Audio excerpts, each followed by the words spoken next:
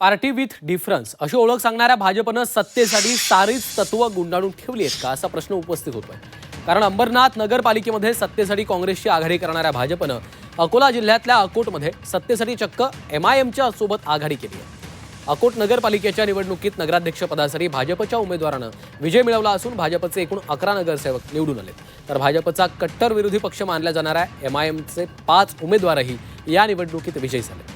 विशेष म्हणजे निवडणूक प्रक्रियेच्या दरम्यान भाजप आणि MIMने एकमेकांच्या विरोधात उमेदवार उभे केले होते. मात्र निकालाच्या नंतर दोन्ही पक्षांनी एकत्र येत अकोट नगर परिषदेत सत्ता स्थापन केली आहे.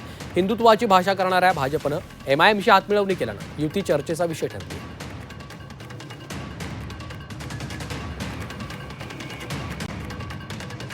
गट जेव्हा बनवतो किंवा एखादा विकासाचा गट बनतो किंवा डेव्हलपमेंटचा गट तयार होतो त्या ठिकाणी वेगवेगळ्या पक्षाचे लोक एकत्र येतात आणि त्यामुळे मला वाटतं शेवटी एक काहीतरी स्थानिक लेवलला आघाडी झाली असेल, डेव्हलपमेंट करता आघाडी झाली असेल, त्या अनुषंगाने काही तिथे गट तयार झाला असेल त्यावरही मी त्या ठिकाणी तपासून घेणार आहे. महानगरपालिका निवडणुकांसाठी जे भाजपनं प्रचारगीत तयार केलं होतं त्यामध्ये भगवा शब्द असल्यानं ते प्रचारगीत निवडणूक आयोगानं नाकारला.